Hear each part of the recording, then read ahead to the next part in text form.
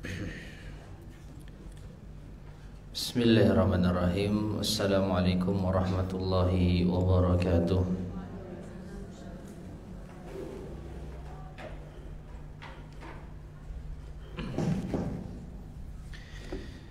Innal hamdalillah nahmaduhu wa nasta'inuhu wa nastaghfiruh wa na'udzu billahi min shururi anfusina wa min sayyiati a'malina.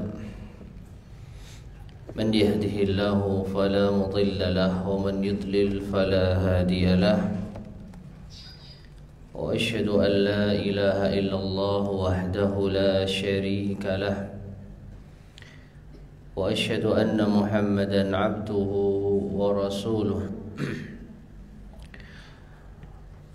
اللهم صل وسلم وبارك على نبينا محمد وعلى آله وأصحابه ومن تبعهم بإحسان إلى يوم الدين أما بعد. Ma'asyiral muslimin, para jamaah sekalian, ibu-ibu rahimani wa rahimakumullah. Alhamdulillah, pada kesempatan di pagi hari ini kita bisa melanjutkan kembali kajian kita membahas kitab Taisir Al-Karim Ar-Rahman fi Tafsir Kalamil Mannan yang disusun oleh Syekh Abdurrahman Ibn Nasir As-Sa'di rahimahullahu ta'ala. Dan kita berada pada akhir pembahasan tafsir dari ayat yang ke-93 dari surat Al-Baqarah. Allah Subhanahu wa taala berfirman, "Qul bi'sa ma ya'murukum bihi imanukum in kuntum mu'minin." Katakanlah, amat buruk sekali apa yang diperintahkan oleh keimanan kalian jika kalian memang orang-orang yang beriman. Para jemaah sekalian rahimani wa rahimakumullah, ayat ini adalah penutup dari ayat yang ke-93 dari surat Al-Baqarah yang menggambarkan bahwasanya apa yang telah diperbuat oleh kaum Bani Israel, betapa membangkangnya mereka, sedangkan mereka mengaku beriman kepada Allah Subhanahu wa taala. Mereka mengaku beriman kepada kitab yang diturunkan pada mereka. Maka jika demikian keimanan yang mereka klaim tersebut, maka sungguh ini adalah keimanan yang sangat buruk.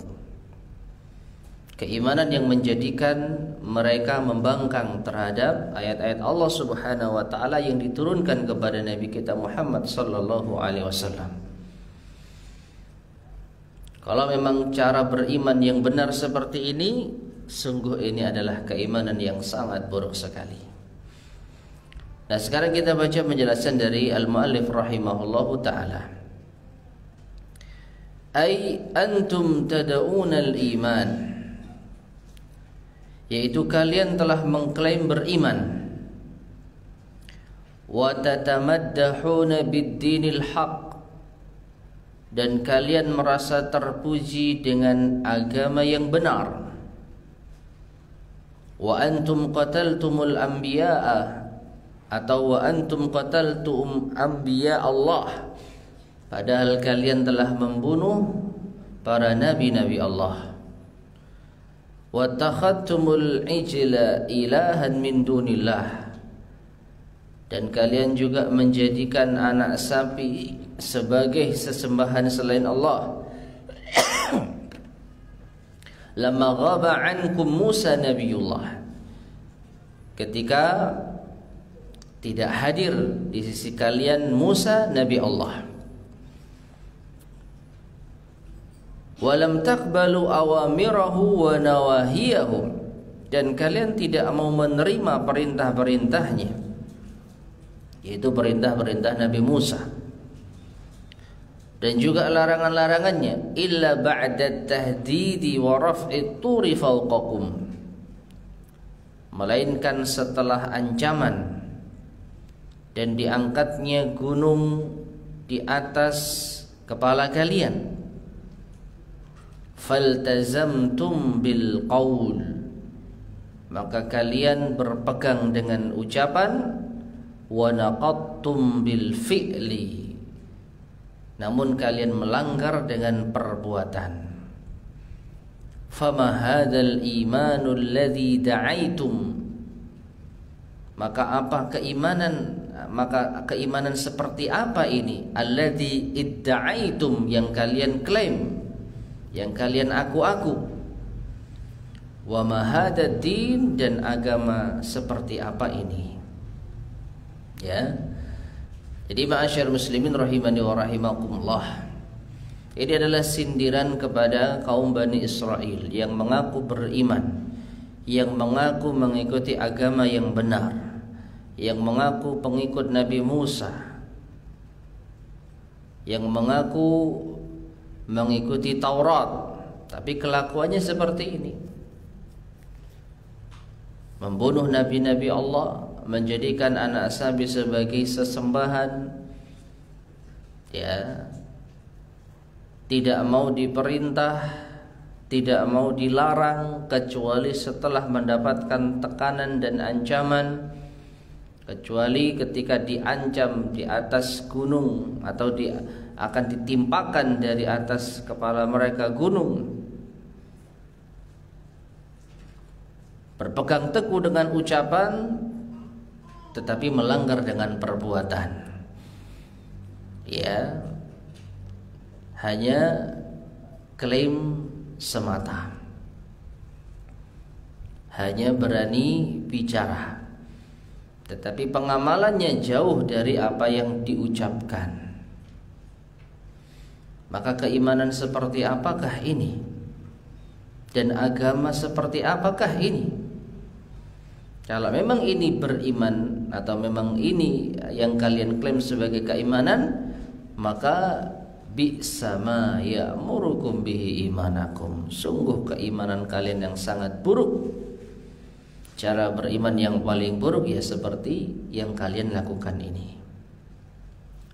Naam, fa in kana hada imanan, kalau seperti ini yang disebut dengan iman, ala za'mikum, sesuai dengan pengakuan kalian, fa bi'sal imanu ad-da'i sahibahu ila tughyan wal kufri bi rusulillah wa kasratil isyan.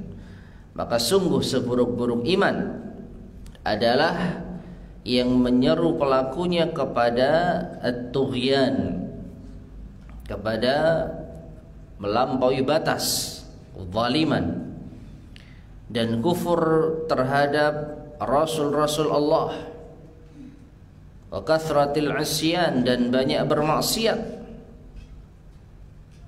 Waqad uhida, padahal sungguh telah diketahui, annal iman as-sahiha, bahwasanya keimanan yang sahih, ya'muru sahibahu bikulli khair, adalah yang memerintahkan pelakunya kepada setiap kebaikan, wa yanhahu an kulli syarr, dan melarang pelakunya dari setiap keburukan. Fawadaha bihadza, maka jelaslah dengan hal ini, kadzibuhum, kedustaan mereka, wa tabayyana, dan jelaslah pula, tanaquduhum, kontradiksi mereka. Artinya para jamaah sekalian rahimani wa rahimakumullah, apa yang mereka klaim sebagai keimanan itu hanyalah dusta. Itu intinya. Kalau beriman kok seperti ini perbuatannya, maka sungguh buruk sekali keimanan dengan cara seperti ini. Karena keimanan yang hakiki, keimanan yang sesungguhnya justru mengajak pelakunya untuk berbuat kebaikan dan melarang dari kemungkaran.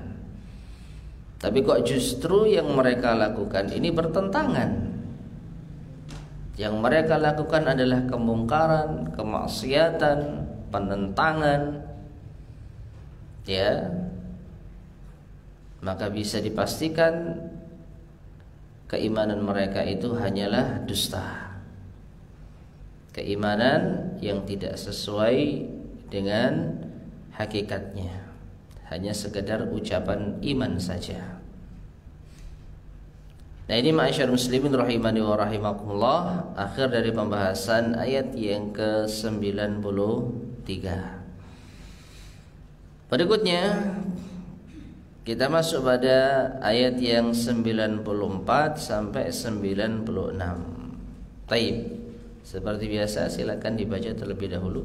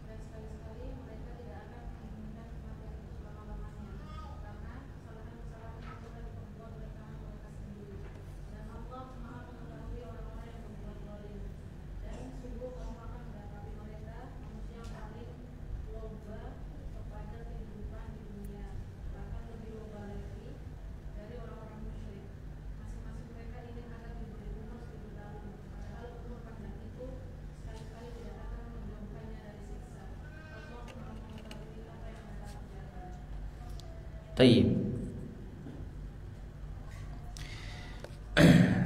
Allah Subhanahu wa taala berfirman, "Qul in kanat lakumud darul akhiratu 'indallahi khalisatan min dunin nas."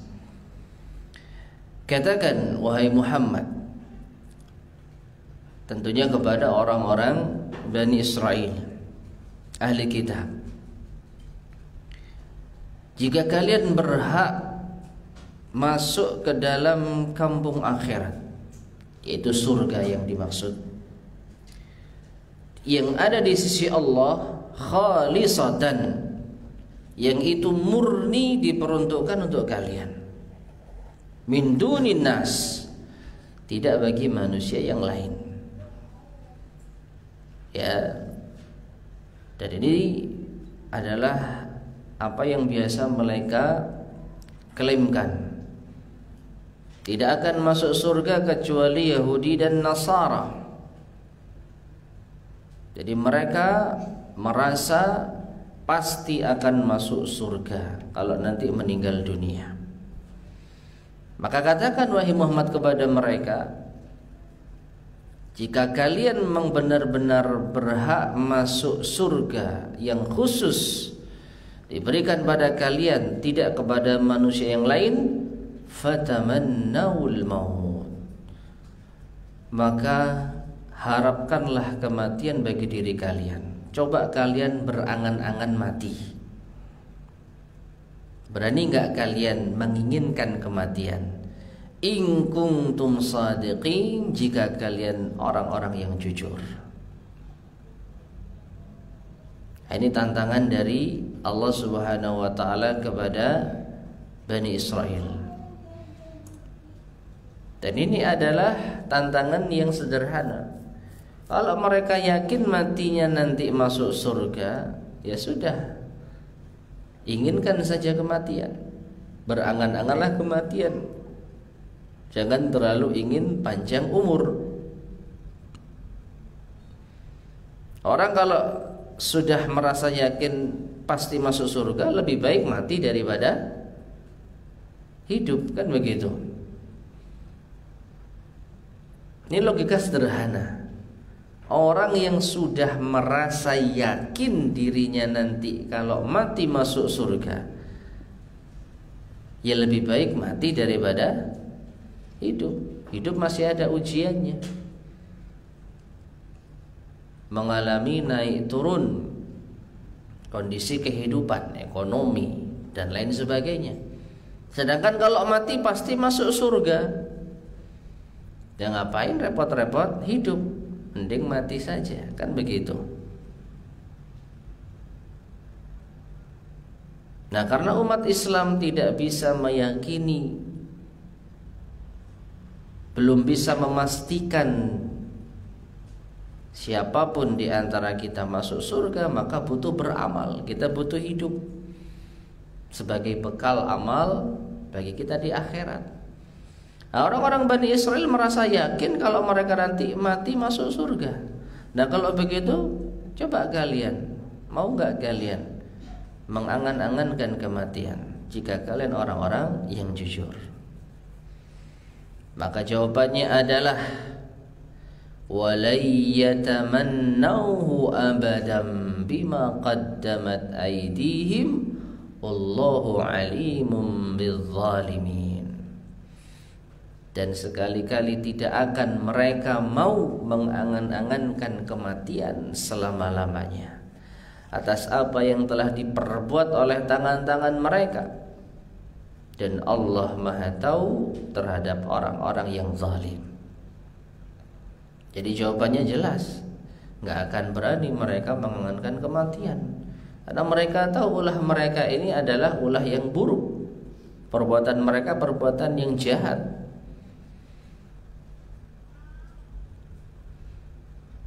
Jadi mereka hanya klaim mati masuk surga, padahal tidak.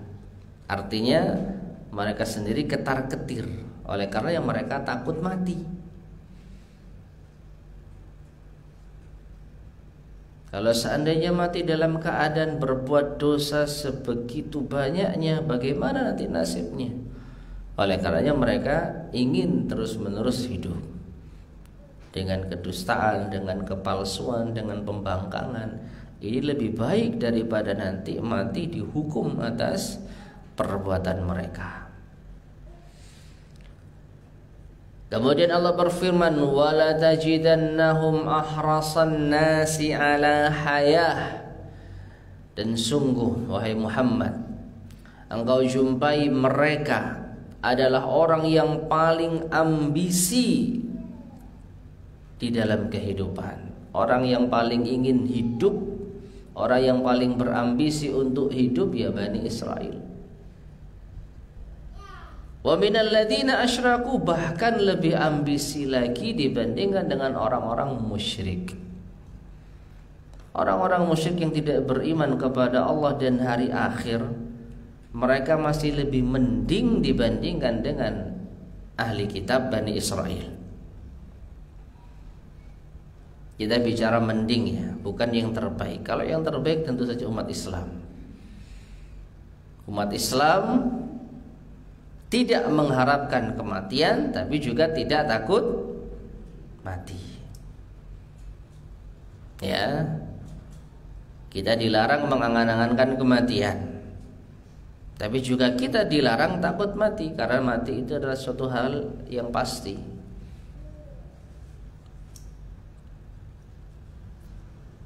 Dan justru takut mati termasuk di antara bentuk kelemahan, al-wahan, yang menjadikan kaum muslimin diserang, dikepung oleh musuh-musuh Islam dari berbagai arah.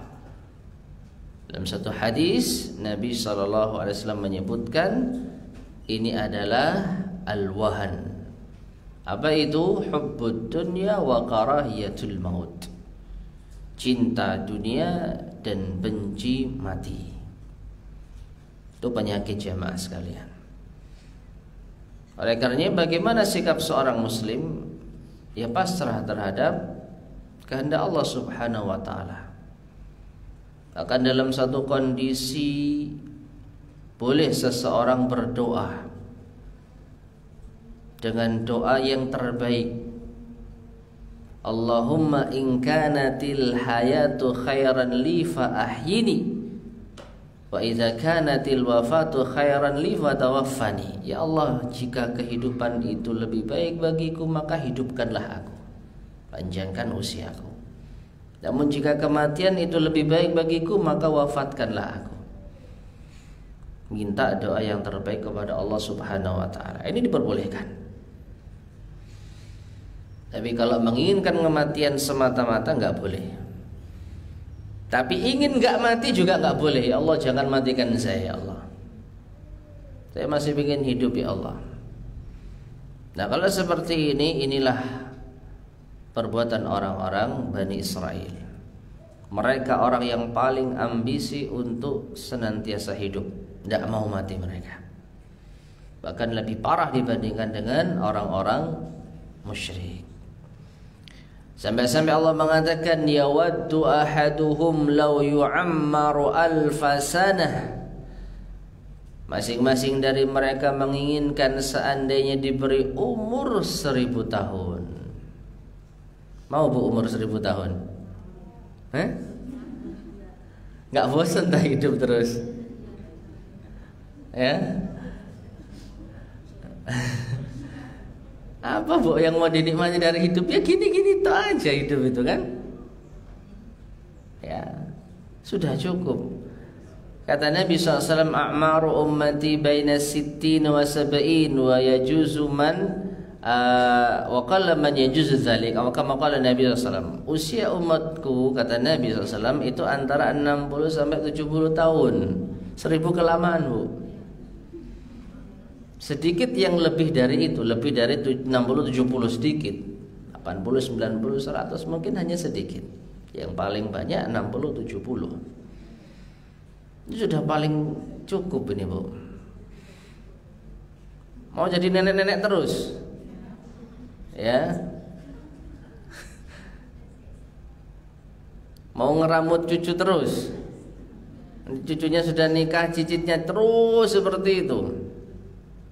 Ya, ya kalau digunakan untuk ibadah dan lain sebagainya. Ya bahkan kita jumpai sebagian orang yang sesepuh itu merasa sudah lelah hidup di dunia. Sudah lelah hidup di dunia. Seperti fata morgana, kenikmatan yang sesaat. Namun orang-orang Bani Israel ya ini inginnya. Ingin hidup 1000 tahun. Wa ma huwa bimuzahzihi minal azabi an yu'ammar. Padahal kalaupun mereka diberi usia 1000 tahun, maka ini tidak bisa menjauhkan mereka dari azab. Nah, perbuatannya seperti itu terus. Pembangkang, dusta, ya, membunuh nabi, menyembah pada selain Allah. Selama 1000 tahun kalau itu yang mereka perbuat, ya tidak akan bisa menyelamatkan dari azab Allah Subhanahu wa ta'ala. Wallahu basirum bima ya'malun, dan Allah Maha melihat atas apa yang mereka perbuat. Nah, ini ma'asyar muslimin rahimani wa rahimakumullah. Cara singkat kandungan dari ayat yang ke 94 sampai 96 ini, yang intinya menunjukkan bahwa kaum Bani Israel itu tidak jujur dalam pengakuan mereka. Mereka mengaku ahli surga kalau mati, tapi mereka sendiri takut mati. Mereka sangat-sangat takut dengan kematian. Dan mereka sangat ingin hidup lama. Meskipun hidup lama itu mereka sadari tidak akan bisa menyelamatkan dari azab Allah. Cuman itulah yang mereka bisa lakukan, menunda-nunda.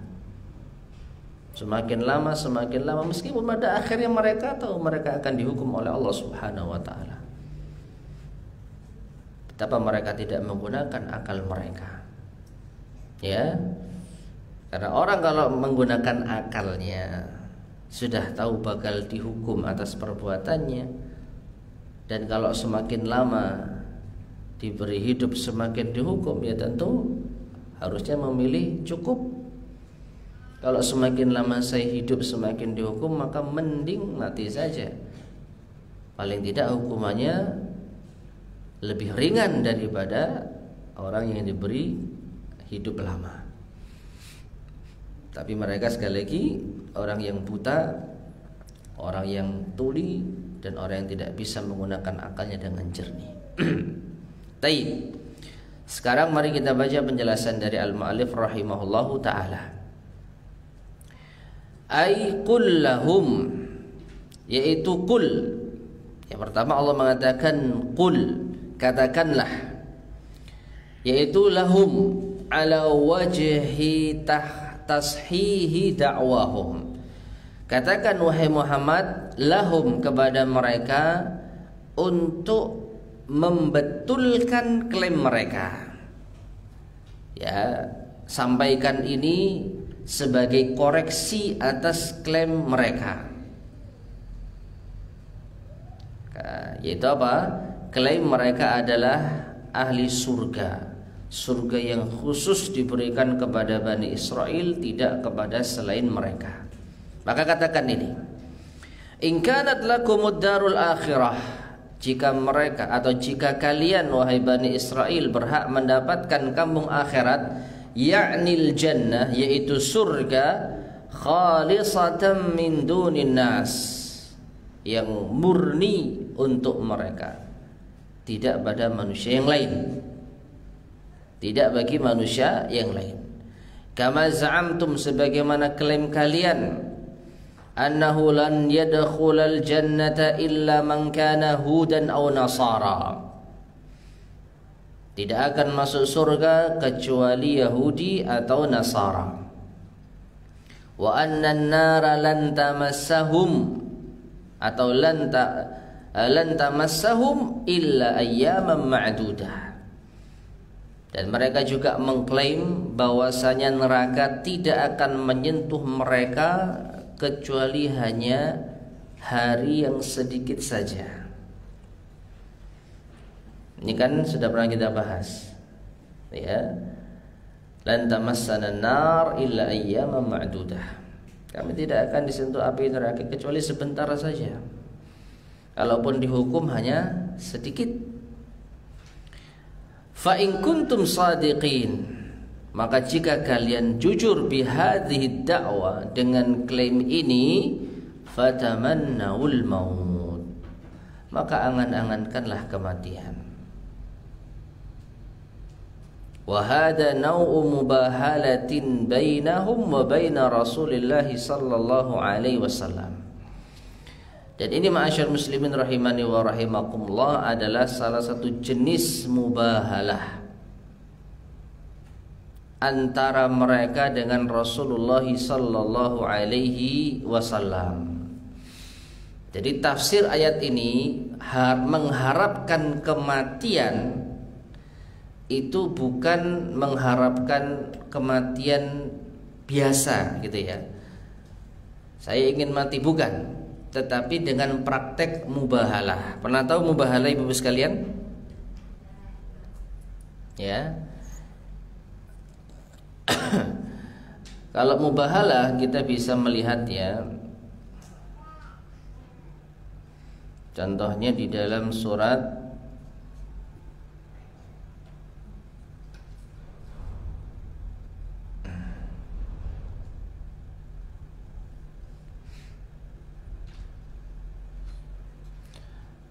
dalam surat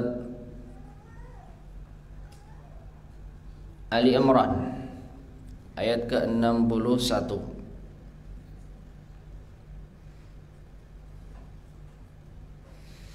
Ini di antara ayat mubahalah yang sangat jelas ya. Dalam surat Ali Imran ayat ke-61. Allah Subhanahu wa taala berfirman,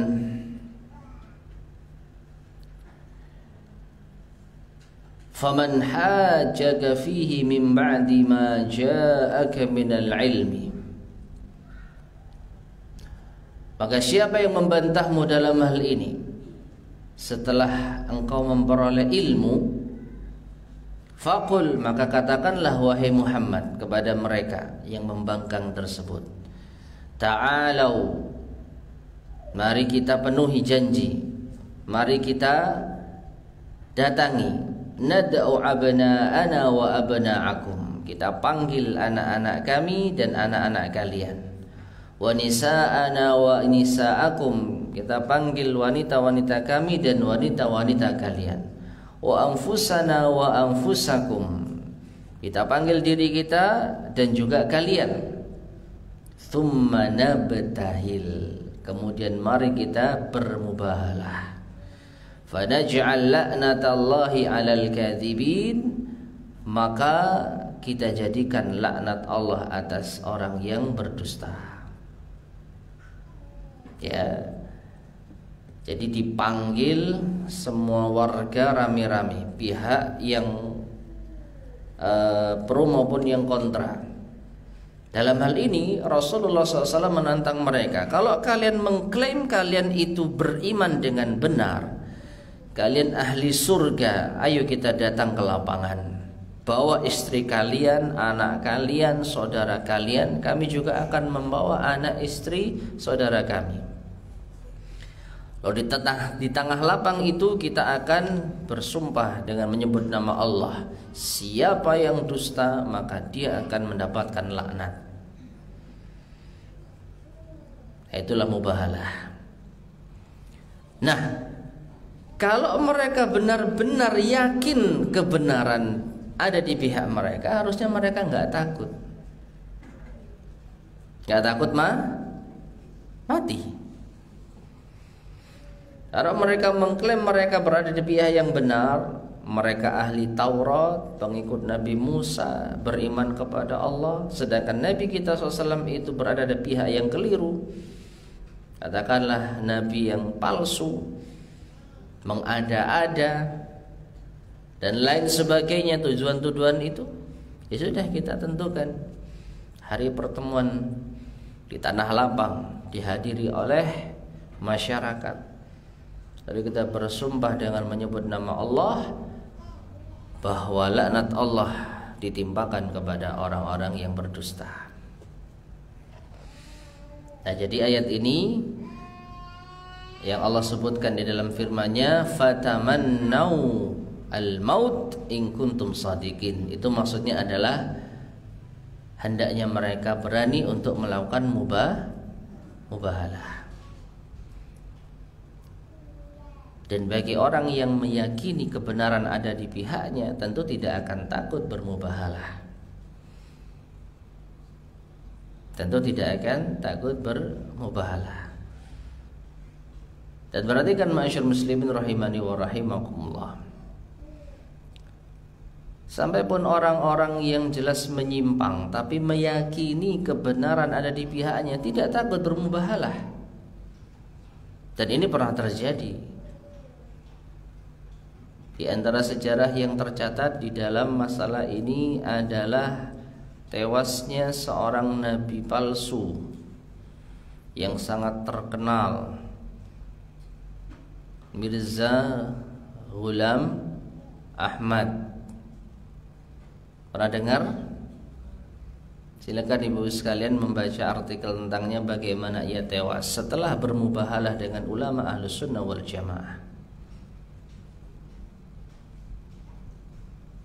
Nah, yang menjadi catatan di sini apa? Sampai pun orang yang mengaku nabi palsu berani mubahalah. Walaupun jelas-jelas ya, jelas-jelas di dalam Islam tidak ada nabi setelah Nabi kita Muhammad SAW. Tapi orang ini berani karena mempertahankan apa? Keyakinannya yang dianggap benar. Nah, orang-orang Bani Israel yang sesumbar berada di atas kebenaran, mesti masuk surga, kemudian kalaupun masuk neraka hanya sebentar. Kok takut gitu lah. Apa-apaan ini? Ya. Dan lagi-lagi ini menunjukkan kedustaan-kedustaan mereka. Dusta demi dusta mereka lakukan. Berapa kali Allah SWT membuktikan, membongkar kedustaan mereka. Dan ini salah satu yang mutlak. Salah satu yaitu pembongkaran yang sangat telak sekali. Sederhana, kalau kalian mengaku benar, kalian terima tantangan Rasulullah SAW, bermubahalah. Ya, yaitu kalian harapkan kematian. Namun ternyata mereka tidak berani. Taib. Kemudian berkata al-mu'allif rahimahullah, wa laysa ba'da hadzal ilja'i wal mudayaqati lahum ba'dal inadi minhum.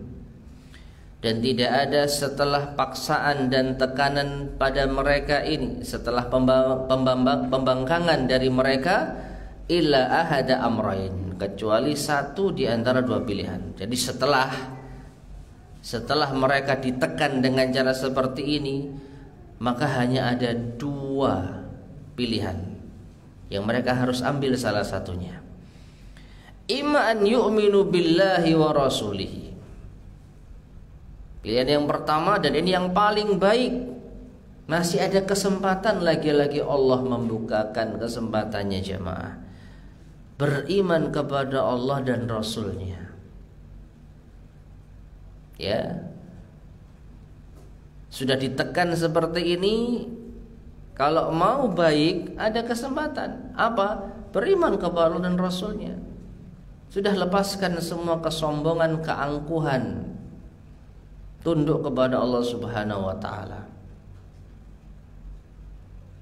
Dan perhatikan ma'asyar muslimin rahimani wa rahimakumullah, jangan sampai kita meniru mereka kaum Bani Israel. Sudah tahu salah, ditunjukkan kesalahannya, dan hukuman sudah ada di depan mata mereka, masih saja mereka berkelit. Mereka nggak ambil kesempatan ini. Jangan sampai umat Islam seperti ini.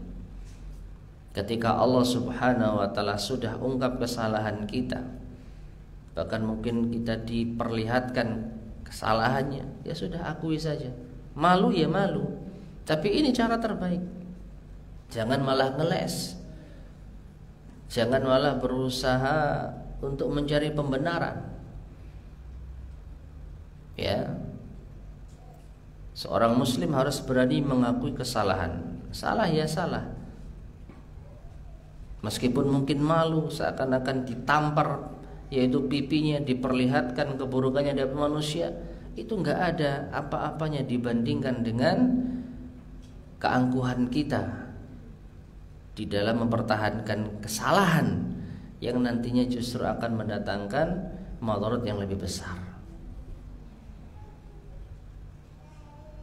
Dan kalau kita lihat, Allah Subhanahu wa ta'ala masih memberikan jalan bagi mereka untuk bertobat.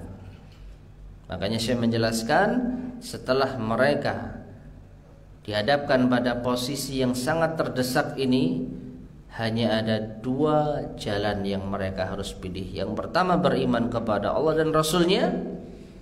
Dan yang kedua, imma an yubahilu ala ma hum alaihi bi amrin yasirin alaihim. Atau mereka ladeni mubahalah atas apa yang mereka yaitu klaim, dan ini perkara yang mudah bagi mereka. Harusnya wa huwa tamannil maut alladhi yusiluhum ila ad-dari allati hiya khalisatun lahum. Ya, yaitu apa? Mengharapkan kematian yang bisa mengantarkan mereka ke negeri surga yang khusus diperuntukkan bagi mereka. Famtana'u min dzalik, tetapi mereka tidak melakukan hal itu. Jadi mereka tidak memilih salah satu dari dua jalan ini. Disuruh tobat enggak mau, mubahalah juga enggak mau. Ya. Fa'alima kullu ahadin, maka setiap orang tahu annahum fi ghayatil mu'anadah, bahwasanya mereka berada pada puncak pembangkangan. Ya sudah paling membangkang ya mereka ini. Wal muhadata lillah, atau wal muhadati lillahi wa li rasulih, mereka berada pada puncak peperangan terhadap Allah dan Rasulnya, puncak permusuhan kepada Allah dan Rasulnya. Orang yang paling membangkang mereka, orang yang paling memusuhi Allah dan Rasulnya mereka. Ma'ilmihim bidzalik, bersamaan dengan pengetahuan mereka akan hal itu. Jadi mereka tahu mereka ini membangkang, mereka tahu mereka ini memusuhi Allah dan Rasulnya. Mereka bukan kaum yang tidak tahu, mereka sangat tahu. Dan mereka juga tahu akibat dari perbuatan mereka. Dan ini entah Allah alam bisawab, di antara tanda kekuasaan Allah yang sangat luar biasa sebagai pelajaran bagi manusia akan adanya makhluk seperti ini. Dan ini pun masih berlanjut jamaah sekalian rahimani wa rahimakumullah. Kaum Bani Israel yang sudah berlalu masa mereka di zaman Nabi Musa alaihissalam, kemudian di zaman Nabi kita Muhammad sallallahu alaihi wasallam, Yahudi, 3 suku besar itu sudah berlalu. Tapi anak keturunan mereka masih ada sifat-sifat seperti itu. Di antara yang menunjukkan akan hal itu sebagaimana yang disampaikan oleh kebanyakan para ulama kita, bahwasanya di antara tanda hari kiamat, di antara tanda hari kiamat, nanti akan tumbuh, atau di antara tanda hari kiamat nanti Nabi Isa alaihissalam dan juga Imam Mahdi akan memerangi orang-orang kafir. Sampai-sampai Allah menjadikan pohon bisa bicara. Pohon yang dijadikan tempat bersembunyi orang-orang kafir ketika diserang oleh Nabi Isa dan Imam Mahdi itu akan bicara. Wahai pasukan Islam, di sini ada orang kafir, bunuhlah dia.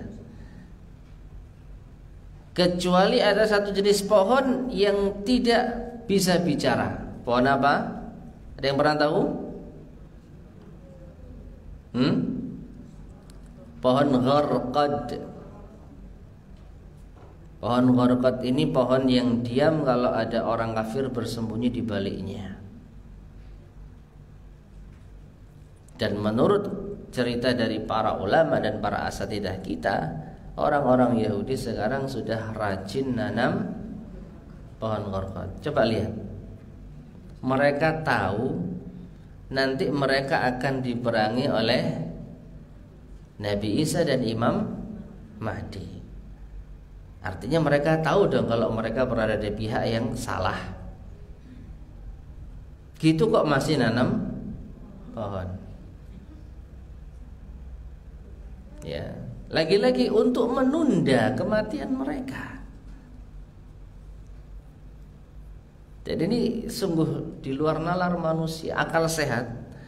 Kalau udah tahu, oh berarti nanti pohon ini akan bisa, berarti nanti pohon ini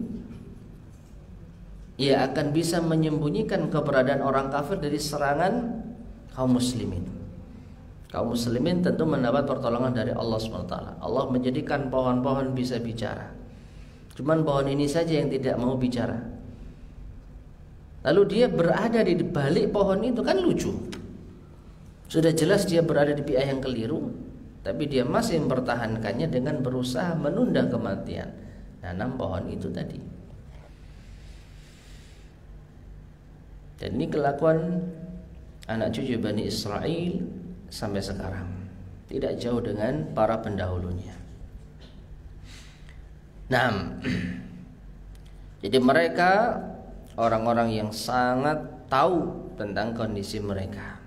Walihada qala ta'ala, karenanya Allah berfirman, walayatamannauhu abadan bima qaddamat aydihim. Dan mereka sekali-kali tidak akan mengharapkan kematian atas apa yang telah mereka perbuat dengan tangan-tangan mereka. Minal kufri wal ma'asi, berupa kekufuran dan kemaksiatan.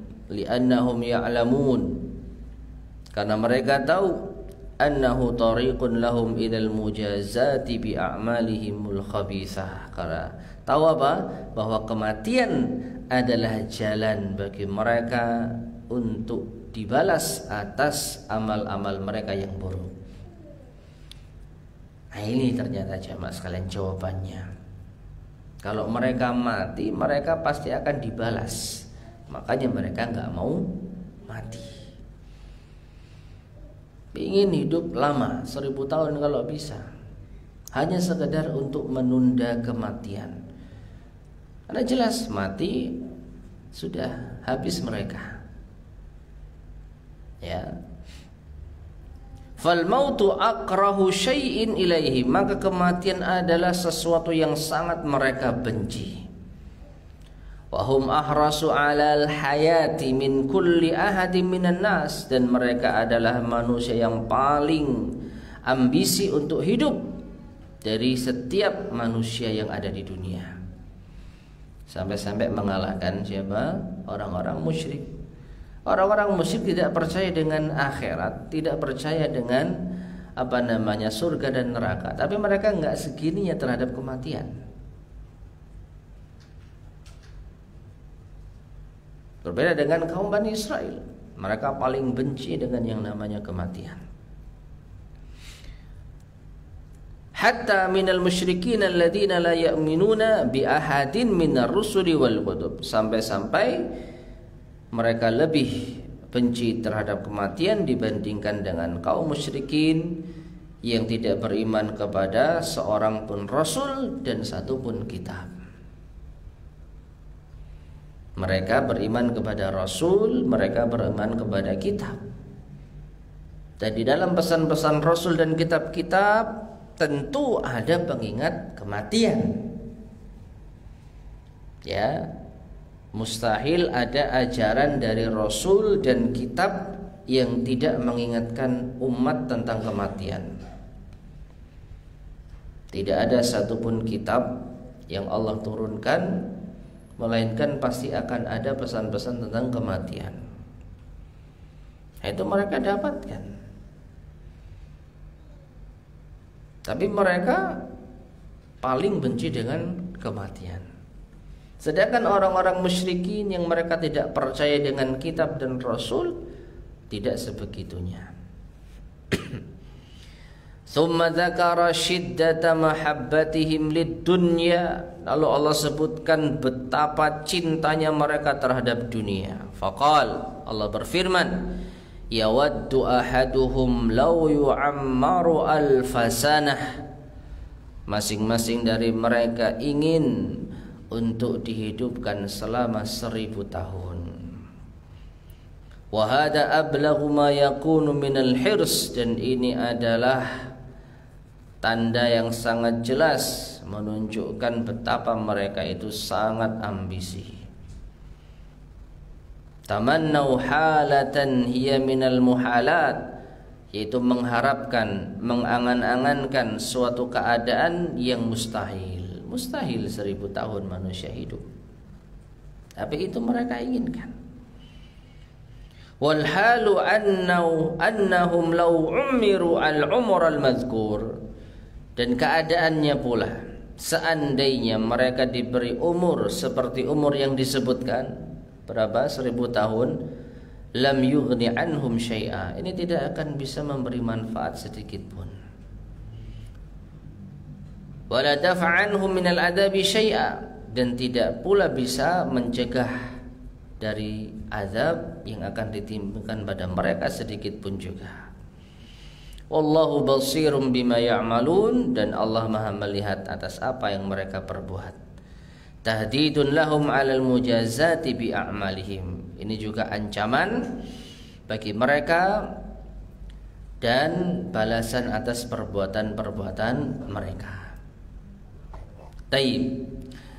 Nah, ma'asyiral muslimin rahimani wa rahimakumullah, ya ini di antara tanda kekuasaan Allah Subhanahu wa taala menciptakan manusia jenis mereka ini, yang sekali lagi jangan ditiru.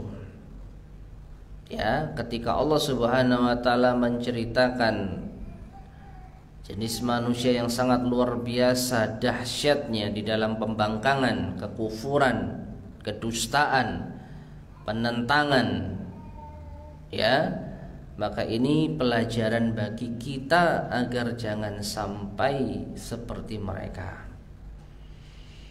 Meskipun sangat disayangkan telah terjadi, telah disebutkan oleh Rasulullah sallallahu alaihi wasallam bahwa sebagian umat Islam itu mengikuti jejak mereka. Nabi sallallahu alaihi wasallam bersabda, la tattabi'anna sanana man kana qablakum shibran bi shibrin wa dhira'an bi wa dhira'an bi dhira'in hatta law dakhalu hujra dabbin la fa'altumuh.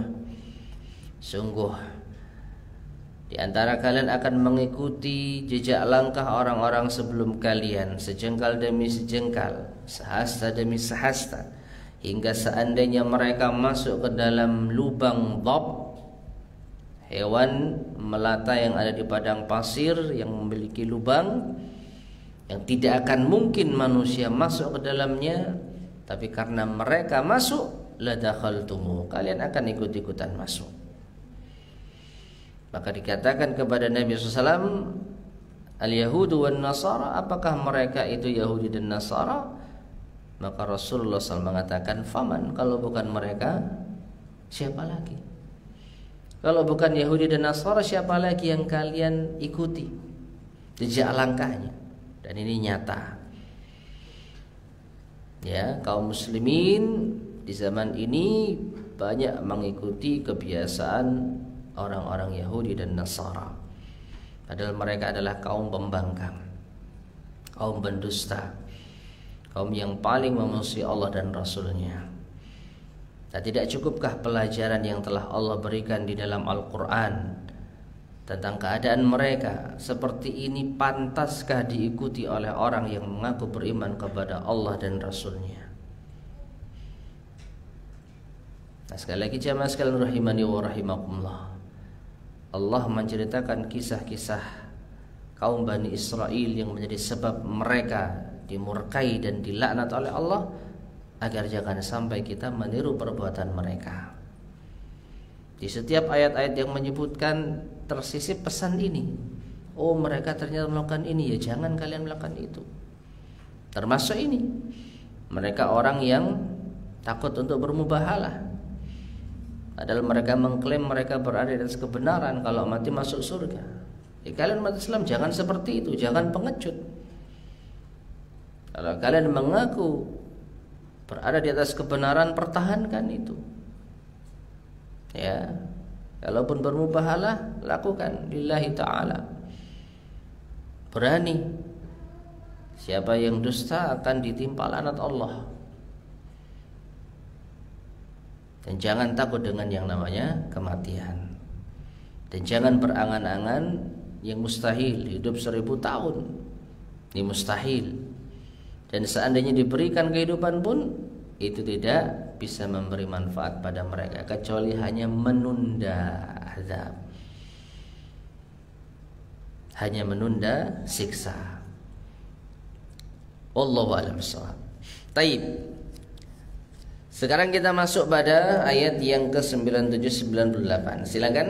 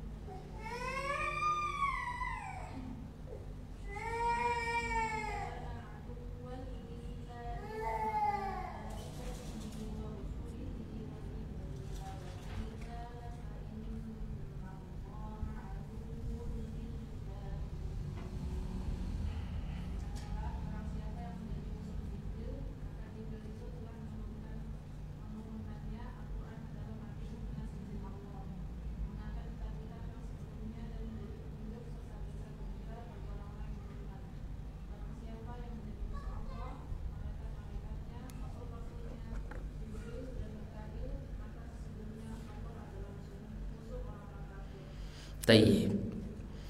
Allah Subhanahu wa taala berfirman, "Qul man kana aduwwan li Jibril fa innahu nazzalahu ala qalbika bi idnillahi musaddiqan lima baina yadayhi wa hudaw wa busyra lil mu'minin."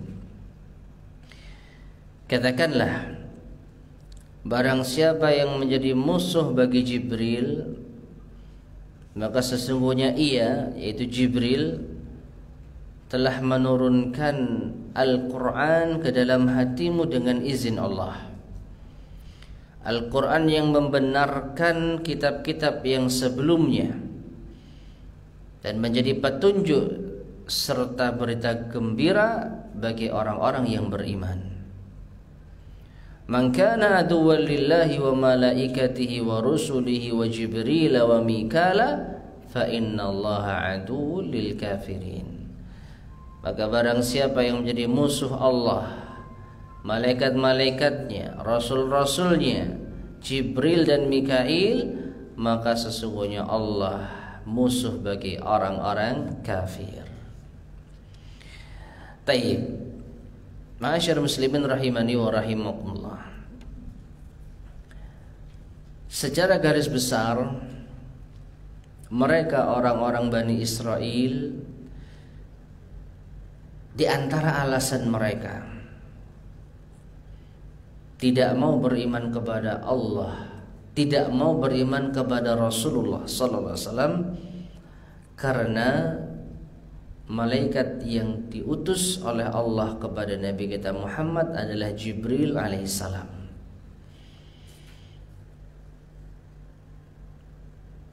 Jadi ini salah satu lagi-lagi tipu daya mereka. Mereka tidak mau beriman kepada Rasulullah karena malaikat yang diutus itu malaikat Jibril. Maka Allah Subhanahu wa taala membela Jibril alaihissalam. Siapa yang menjadi musuh Jibril, ingat bahwa Jibril lah yang telah menurunkan Al-Quran. Maksudnya Allah perintahkan Jibril untuk menurunkan Al-Quran kepada Nabi kita Muhammad SAW. Sebagian yang ma'ruf, malaikat Jibril malaikat yang ditugaskan untuk membawa wahyu dari Allah, tapi diturunkan melalui malaikatnya. Dan malaikat yang membawa peran ini, yang ditugaskan dengan tugas mulia ini adalah malaikat Jibril alaihissalam. Nah, orang-orang Yahudi tidak mau beriman karena alasannya yang menjadi utusan Allah adalah Jibril. Maka Allah menegaskan, siapa yang memusuhi Allah, memusuhi malaikatnya, memusuhi rasulnya, memusuhi Jibril, Mikail, maka Allah musuh bagi orang-orang kafir. Taib. Kita baca penjelasan dari al-mu'allif rahimahullah ta'ala. Qul li haula'il yahud alladzina za'amu anna alladzi mana'ahum minal iman. Katakanlah kepada mereka orang-orang Yahudi yang mereka mengklaim bahwa yang menghalangi mereka untuk beriman, anna waliyyaka Jibril alaihissalam, karena walimu wahai Muhammad itu malaikat Jibril. Lihat jemaah sekalian rahimani wa rahimakumullah. Dulu alasan mereka tidak beriman diantaranya karena Nabi yang diutus bukan dari kalangan Bani Israel. Sekarang setelah jelas bukti-bukti nyata kebenaran tentang Nabi kita Muhammad meskipun bukan Bani Israel ternyata sah, valid, membawa bukti yang benar. Mereka punya cara lagi untuk ngeles. Oh, malaikat yang bersamamu Jibril. Nah, kita nggak mau. Jadi mereka punya berbagai macam alasan. Ya, di antara yang menghalangi mereka untuk beriman karena walimu wahai Muhammad adalah Jibril alaihissalam.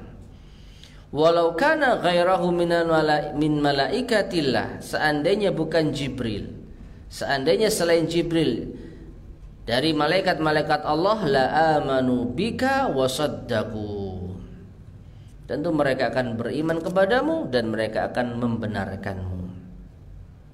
Ya, inna hadza za'ma minkum tanaqudun wa tahafutun, maka katakanlah sesungguhnya klaim dari kalian ini adalah kontradiksi dan saling bertentangan. Wa takabburun 'ala Allah, dan bentuk takabbur kesombongan atas Allah. Fa inna Jibril alaihissalam huwa alladhi nazzala al-Qur'ana min indillahi ala qalbik, karena Jibril alaihissalam dialah yang menurunkan Al-Qur'an dari sisi Allah kepada hatimu hai Muhammad. Alasan apa kok tidak mau menerima Nabi kita gara-gara yang menjadi utusan itu Jibril? Wong Nabi, malaikat Jibril hanya pesuruh Allah Subhanahu wa taala. Kenapa enggak sekalian protes sama Allah? Kenapa enggak sekalian kami tidak mau beriman kepada Muhammad karena Tuhanmu Allah? Kenapa kok yang dicari kesalahannya malaikat? Allah Subhanahu wa taala yang berwenang memilih malaikat yang diutus untuk membawa Al-Qur'an. Dan Allah tidak salah pilih. Allah sangat tepat memilih malaikat Jibril alaihissalam sebagai pembawa wahyu. Tapi mengapa ini mereka permasalahkan?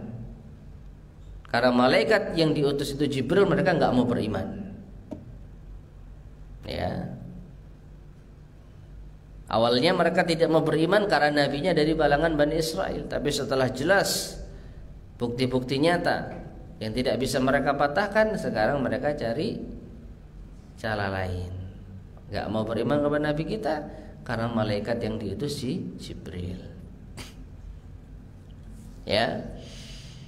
Wallahu alladhi amarahu wa arsalahu bidzalik fahuwa rasulun mahdun. Padahal Allah lah yang memerintahkan, yang mengutusnya, maka Jibril itu semata-mata utusan. Bukan Jibril yang menentukan, bukan Jibril yang berambisi untuk ditugaskan Allah. Ya Allah, tugaskan saya untuk menyampaikan Al-Quran. Allah yang memilih, Allah yang memerintah, Allah yang mengutus. Jibril hanya melaksanakan perintah Allah, tidak membangkang. Lalu kenapa ini dijadikan alasan ya bagi mereka untuk tidak mau beriman kepada Nabi kita Muhammad sallallahu alaihi wasallam?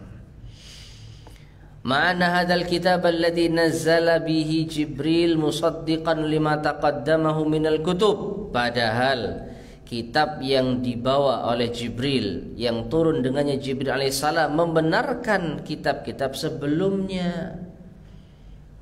Ghaira mukhalifin laha wala munaqid, tidak menyelisih dan tidak membatalkan. Wa fihi hidayatu tamatu min anwa'it dhalalat, dan di dalamnya yaitu Al-Quran terdapat hidayah sempurna dari berbagai macam kesesatan. Wal bisyaratu bil khairi dunyawi wal ukhrawi, dan kabar gembira bagi kebaikan dunia maupun akhirat, liman amana bih, bagi siapa yang beriman dengannya. Fal adawatu li Jibril, maka memusuhi Jibril, al mausufu bidzalik, yang disifati dengan hal itu, kufrun billahi wa ayatih, sama seperti kufur kepada Allah dan ayat-ayatnya. Siapa yang memusuhi utusan Allah, sama seperti memusuhi yang mengutusnya, kan begitu. Wa adawatun lillahi wa li rusulihi wa li malaikatihi. Dan sama seperti memusuhi Allah itu sendiri, memusuhi utusan-utusan Allah yang lain dan juga malaikat-malaikat yang lain. Fa inna adawatahum li Jibril la li dzatihi. Karena sesungguhnya permusuhan mereka kepada Jibril itu bukan karena zatnya, bukan karena mereka benci Jibrilnya. Bal lima yanzilu bihi min indillahi minal haq. Tapi karena apa? Jibril turun dari sisi Allah membawa kebenaran. Jadi hanya alasan saja. Artinya kalau seandainya Jibril ini enggak turun, Nabi kita Muhammad tidak dapat wahyu. Paham ya? Kalau Allah tidak mengutus Jibril, maka Nabi kita Muhammad SAW tidak akan mendapatkan wahyu, tidak diangkat menjadi Nabi, tidak menunjukkan kebenaran, tidak mengungkap keburukan mereka. Maka mereka benci Jibril. Wah, gara-gara Jibril malaikat Nabi Muhammad diangkat menjadi Nabi. Jadi mereka benci Jibril bukan karena semata-mata benci, tapi karena Jibril membawa pesan dari Allah yang akan menyadarkan manusia.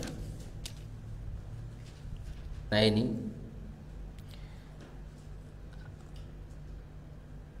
lima yanzilu bihi min indillahi minal haq ala rusulillah. Mereka benci Jibril karena apa yang diturunkan dengannya dari sisi Allah berupa kebenaran yang akan diberikan kepada utusan-utusan Allah. Fayatadammanul kufra wal adawata lilladzi anzalahu wa arsalahu. Maka ini mengandung makna kufur dan memusuhi siapa yang menurunkan dan siapa yang mengutusnya, yaitu siapa? Allah Subhanahu wa taala. Memusuhi utusan Allah, memusuhi apa yang Allah turunkan, sama seperti memusuhi yang mengutus dan yang menurunkan, Allah Subhanahu wa taala. Walladzi ursila bihi walladzi ursila ilaihi fahada wajhu dzalik. Ya, memusuhi apa yang diutus dengannya dan apa yang diutus kepadanya, dan inilah sisi yang demikian itu. Taib masyar muslimin rahimani wa rahimakumullah. Jadi kesimpulannya mereka orang-orang Bani Israel itu membenci malaikat Jibril alaihissalam sehingga menjadi alasan bagi mereka tidak mau beriman. Nah, untuk melengkapi hal ini ada penjelasan atau asar atau hadis ya yang meriwayatkan tentang kisah ini secara spesifik, dibawakan oleh Imam Ibnu Katsir rahimahullah taala dalam tafsirnya, diriwayatkan oleh Imam Ahmad rahimahullahu taala dari sahabat Abdullah bin Abbas radhiyallahu taala anhuma. Ibnu Abbas pernah mengatakan, hadarat asabatun minal yahudi Rasulullah sallallahu alaihi wasallam. Ada sekelompok manusia dari Yahudi itu hadir di sisi Rasulullah sallallahu alaihi wasallam. Faqalu, lalu mereka berkata, ya Abul Qasim, wahai Abul Qasim. Siapa Abul Qasim? Rasulullah. Kunyahnya Nabi kita Muhammad SAW adalah Abul Qasim. Tapi tidak boleh kunyah ini dipakai untuk selain beliau. Hadithna an khilalin nas'aluka anhunna. Ceritakan kepada kami beberapa masalah yang akan kami tanyakan kepadamu tentangnya. La ya'lamuhunna illa nabi. Yang tidak tahu hal itu kecuali nabi. Maksudnya, kami akan mengetesmu hai Muhammad beberapa permasalahan yang akan kita ajukan, lalu kamu boleh jawab. Kalau tahu jawaban itu maka pasti nabi. Ya. Faqala Rasulullah sallallahu alaihi wasallam, maka Rasulullah sallallahu mengatakan, salu amma syi'tum, tanyalah sesuai kehendak kalian. walakin ij'alu li dhimmatallahi wa ma akhadha Yaqubu ala banihi la in ana haddathtukum syai'an fa'araftumuhu la tattabi'unni 'alal Islam. Silakan kalian tanya semau kalian, tapi hendaknya kalian jadikan bagiku tanggungan dari Allah sebagaimana yang diambil oleh Yakub kepada anak-anaknya. Nabi Yakub pernah apa? Mengambil perjanjian anak-anaknya dengan Allah Subhanahu wa taala. Ya. Apa itu? Ketika aku menyampaikan kepada kalian sesuatu dan kalian mengakui itu benar, kalian akan ikut aku masuk Islam. Paham ya? Jadi orang-orang Yahudi mau ngetes Rasulullah, yang kalau mereka merasa jawaban Nabi itu benar, maka mereka akan mengakui kalau beliau adalah Nabi, karena yang tahu jawaban itu hanya Nabi. Maka Nabi membalas, gak apa-apa, tanya saja. Tapi kalau sampai benar jawabannya, kalian harus masuk Islam. Faqalu, maka mereka mengatakan, dzalika lak, iya, kami akan penuhi. Faqala Rasulullah sallallahu alaihi wasallam, maka Rasulullah bertanya atau berkata, saluni amma syi'tum, silakan kalian tanya semau kalian. Faqalu, maka mereka orang Yahudi mengatakan, akhbirna an arba'i khilalin nas'aluka anhunna, kabarkan kepada kami apa jawaban dari 4 perkara yang akan kami ajukan kepadamu. Akhbirna ayyat ta'ami hurrima Israilu ala nafs arrama Israilu ala nafsihi min qabli an tunzala at-Taurah. Beritakan kepada kami makanan apa yang diharamkan oleh Israel atas dirinya sebelum Allah turunkan Taurat. Itu pertanyaan pertama. Wa akhbirna kaifa ma'ul mar'ati wa ma'ur rajul. Yang kedua, beritahukan kepada kami bagaimana itu air dari wanita dan air dari laki-laki. Wa kaifa yakunu dzakaru minhu wal untha. Lalu bagaimana bisa lahir darinya laki-laki atau wanita. Wa akhbirna bihadan nabiyil ummi fin naum. Dan kabarkan kepada kami dengan nabi yang ummi di dalam tidurnya. Wa man waliyuhu minal malaikati. Dan siapa walinya dari kalangan malaikat.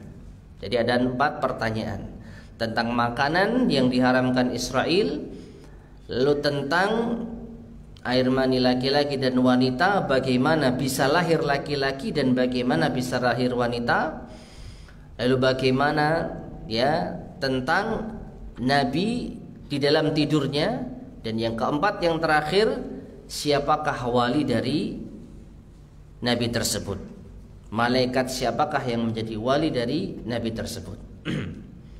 Faqala Nabi sallallahu alaihi wasallam, maka Nabi sallallahu mulai menjawab, alaikum ahdullah la in ana amba'tukum la tattabi'unni. Kalian harus penuhi janji kepada Allah, jika aku sampaikan kepada kalian, kalian akan mengikutiku. Fa'tuhu ma sya'a min ahdin wa mitsaq. Maka silakan kalian ajukan sekehendak kalian berupa perjanjian dan mitsaq. Faqal, maka apa namanya? Mereka mengatakan, nasyatukum billadzi anzala Taurata ala Musa. Kata Nabi SAW, aku seru kalian dengan apa yang Allah turunkan kepada Musa. Allah turunkan Taurat kepada Musa. Hal ta'lamuna anna Israel, tidakkah kalian tahu? Apakah kalian tahu bahwa Israel, itu Nabi Yakub alaihissalam, marida maradan syadidan, pernah sakit dengan sakit yang berkepanjangan. Fatala saqamuhu minhu, sehingga rasa sakitnya ini lama menghampiri beliau. Fanadhara lillahi nadharan, Lalu beliau bernazar kepada Allah dengan suatu nazar, la in afahu Allahu min saqamihi la yuharrimanna ahabbat ta'ami wasyarabi ilaihi. Kalau Allah sembuhkan penyakitnya, ia akan mengharamkan makanan yang paling dicintai dan minuman yang paling dicintai. Wa kana ahabbu ta'ami ilaihi lahmanal ibil wa ahabbu syarabi ilaiha albanaha. Maka makanan yang paling dicintai oleh Nabi Yakub adalah daging unta, dan minuman yang paling dicintai oleh Nabi Yakub adalah susunya.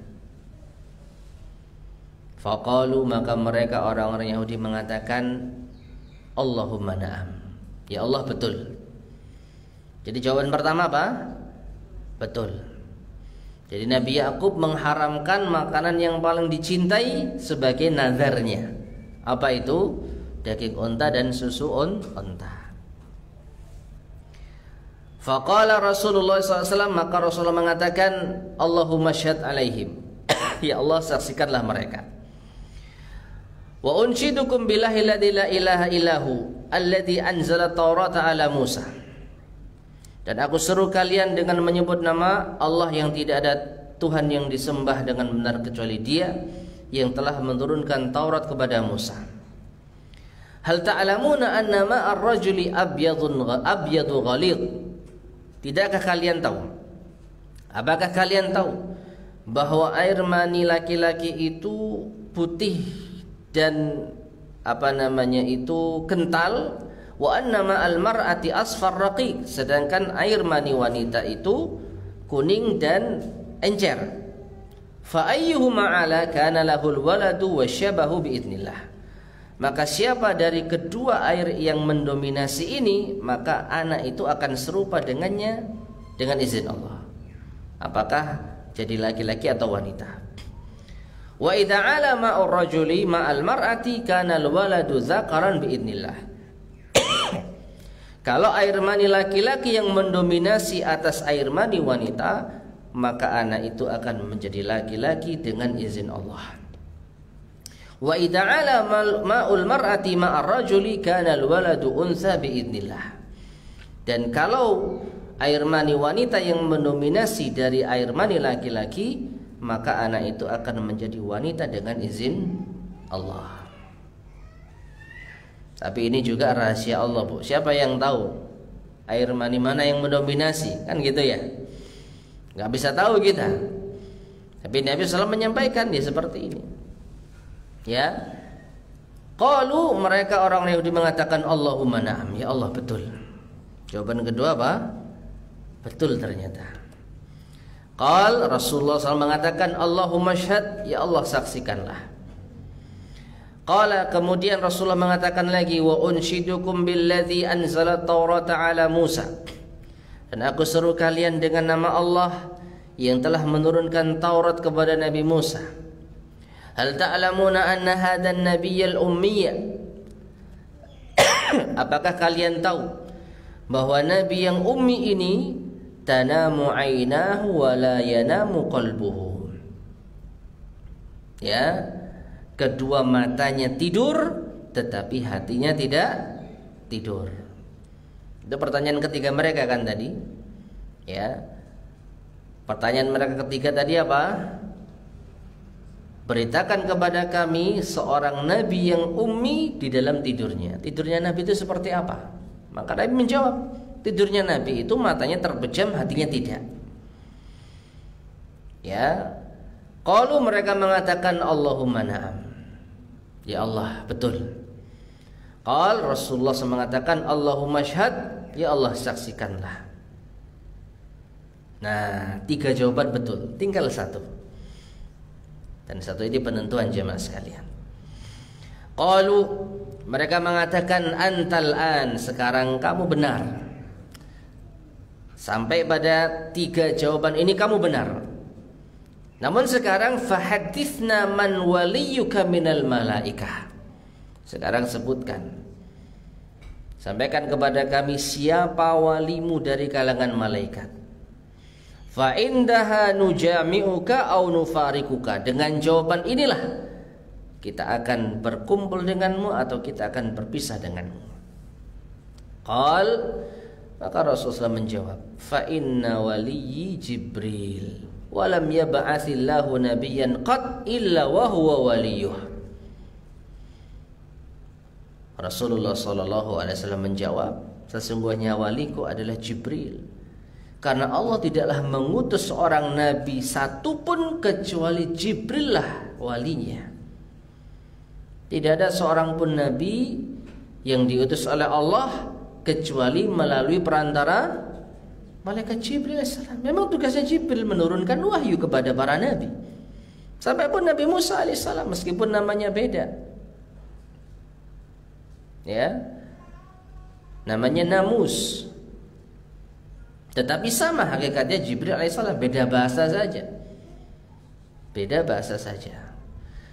Qalu, akhirnya mereka menjawab, orang-orang Yahudi ini mengatakan, fa indaha nufariquka. Nah, disinilah perpisahan kita denganmu. Kita nggak bisa sama, Muhammad. Kita nggak bisa sama ini. Ya, kata mereka, walau kana waliyuka siwahu minal malaikati taba'naka wa saddaqnaka. Seandainya walimu itu selain Jibril dari malaikat-malaikat yang lain, maka kami akan mengikutimu, kami akan membenarkanmu. Qal, Rasulullah bertanya, fama yamna'ukum an tusaddiqu. Apa yang menghalangi kalian untuk tidak mempercayai Jibril? Qalu, mereka mengatakan, innahu aduuna. Jibril itu musuh kita. Maka Allah Subhanahu wa taala pun menurunkan ayat ini. Ya, surat Al-Baqarah ayat yang ke-97 sampai 98. Baik. Nah, ma'asyal muslimin rahimani wa rahimakumullah. Mereka memancing Nabi kita Muhammad sallallahu alaihi wasallam untuk mengucapkan selain Jibril. Dan ini mustahil. Nabi SAW gak mungkin menjawab untuk memenuhi apa? Keinginan mereka, misalnya waliku adalah Mikail. Gak mungkin Nabi menjawab demikian. Demi untuk membenarkan mereka, demi untuk meraih simpati mereka. Karena mereka tahu apapun jawabannya mereka akan dusta, dusta, dan dusta. Maka Nabi SAW tetap di atas kejujuran. Dan memang tidak ada seorang pun Nabi melainkan malaikat Jibril yang diutus oleh Allah untuk menyertainya. Dan ini kejujuran. Adapun orang-orang Yahudi, mereka tidak mau beriman kepada Rasulullah hanya karena walinya Jibril, maka sekali lagi ini hanyalah dusta. Pada hakikatnya mereka tidak mau beriman kepada Al-Quran, kepada Rasulullah sallallahu alaihi wasallam. Karena mereka sekali lagi adalah kaum yang paling membangkang. Wallahu ta'ala alam bissawab. Taib ma'asyar muslimin, para jamaah sekalian rahimani wa rahimakumullah. Ini yang bisa kita sampaikan pada kajian kita di pagi hari ini. InsyaAllah akan kita lanjutkan pada kesempatan berikutnya biidznillah subhanahu wa ta'ala. Kita akhiri, subhanakallahumma hamdika, asyhadu an la ilaha illa anta astaghfiruka wa atubu ilaik. Alhamdulillahirabbil alamin. Assalamualaikum warahmatullahi wabarakatuh.